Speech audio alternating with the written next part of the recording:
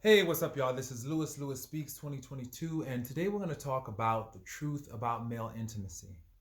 I realize that if you are a man seeking platonic male intimacy, oftentimes your sexuality will be called into question, your level of masculinity will be called into question, and this is a problem.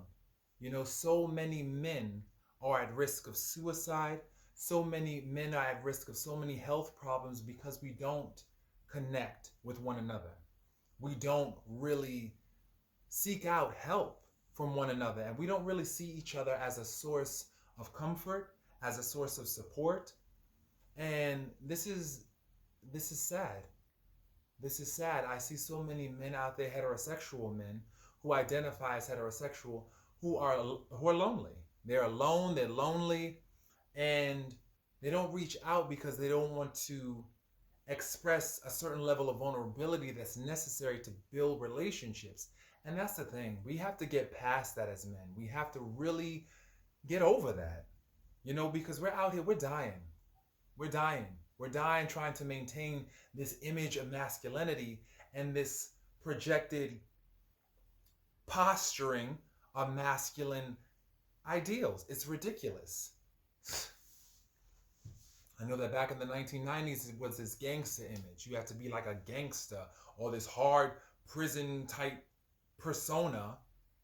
And it was killing black people. I think about DMX, how that man always, he was like, my dogs. So he was hard. He was the archetypal man. He was the archetypal man. He was seen as hyper masculine. He was seen as everybody wanted to be like DMX. Well, where's DMX now? He's in the ground. No disrespect. But he's in the ground because he had so many unaddressed demons that he refused to get help with. And so what ended up happening is that his demons took over him. And this is what's happening with men. Our demons are basically getting the best of us because we're not reaching out. We're not tuning in and connected. I know women, oftentimes when you look at them, they have social support networks that they tap into. They have social circles that they actually reach out and engage in. And that is what's keeping them alive. That is what's sustaining them. We as men were dying early, trying to uphold this masculine ideal. We as boys have been socialized. I know me personally, I was socialized to not cry, to not share my feelings, to not open up to other people, because I was raised also in the city. I was raised in the Bronx.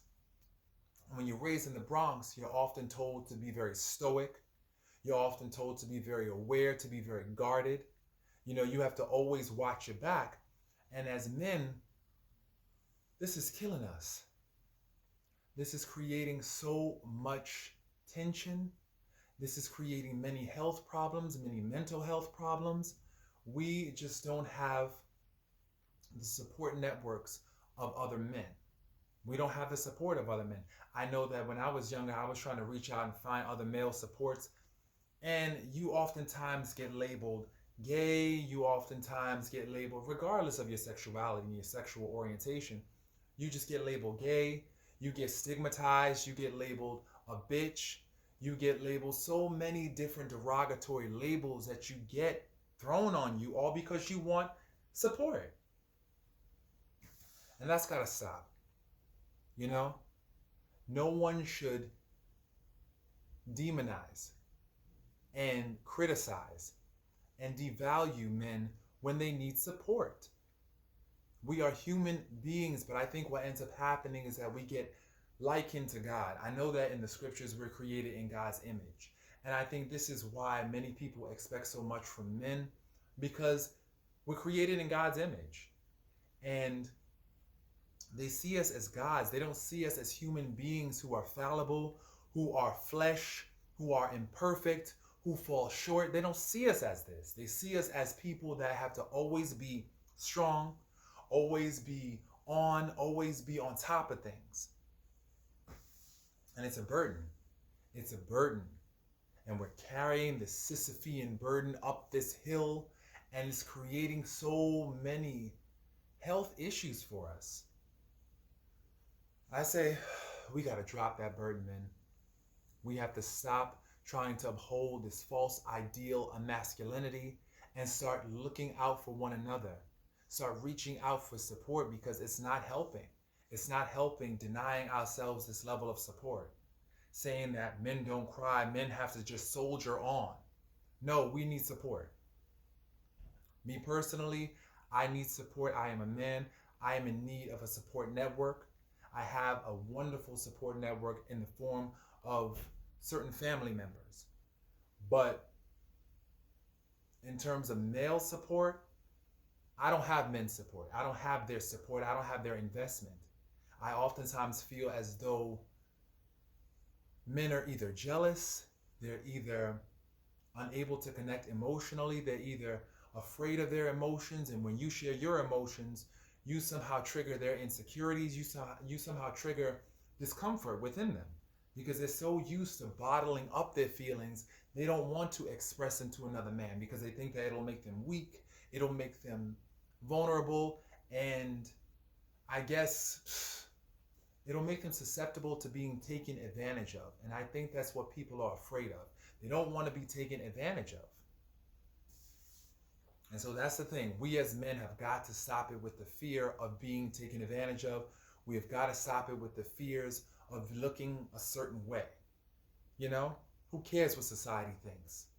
When you are confident and you are assured in your masculinity and your masculine energy, you don't have to put on pretenses. You don't have to posture. You don't have to try and be something that you're not. You can just be yourself wholeheartedly. And if any men out there are watching this video, I give you permission to really just be vulnerable, to open up your heart, to share yourself with other people. If you're hurting, if you're going through struggles, if you need some additional support, tap in, reach out. Reach out. And it's okay. Me personally, I'm looking to build a support network with men who are interested in basically trying their best to connect with one another, you know, in a real way, you know? And I'm looking for some healthy support networks, not some broken people just trying to just reenact their brokenness. Nah, you know, I want some successful, hardworking, you know, independent, strong men who are concerned, who are caring, who are invested, who are willing to take those emotional risks, who are willing to reach out. That's important. You gotta do that. Because if not, we as men will become endangered species. And we will be our killers. We will be our own murderers. So it's time we rescue ourselves. It's time we open up our hearts and share with the world our struggles, our pains. Reach out for support and also give support. Offer support. Don't be afraid to offer support. And so I hope this video was helpful in the beginning of a dialogue.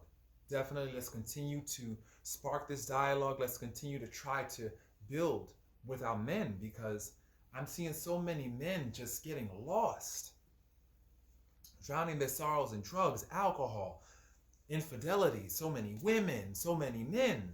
Just please. And it's like the only time a man is really vulnerable is when he comes. When he comes, then he's vulnerable. And I guess that's why they say he turns over because he's embarrassed, but that's just myth. That's just once again a myth. But it's like, it just seems to me like that's, you know, some of it is founded in truth because it's like when a man comes, then he's willing to have and engage in that conversation, that pillow talk. And I realize that with gay men, they oftentimes seek male company and connection, and the only way they could find it is through sex. That's the only way they can feel close to a man is through sex. And that's got to stop. We have to really start building our platonic social support networks with men. I can't stress that enough. I can't stress it enough. And so I hope this video was helpful. I hope that it was the beginnings of a dialogue with all men out there. Please like, share, definitely get something going. Start to really just assess personally areas in your life where you might need that support and begin to reach out, and also extend an invitation to offer the same support that you seek as well. That's important. So I hope that this was helpful. I wish everybody a wonderful, wonderful day. Peace, y'all.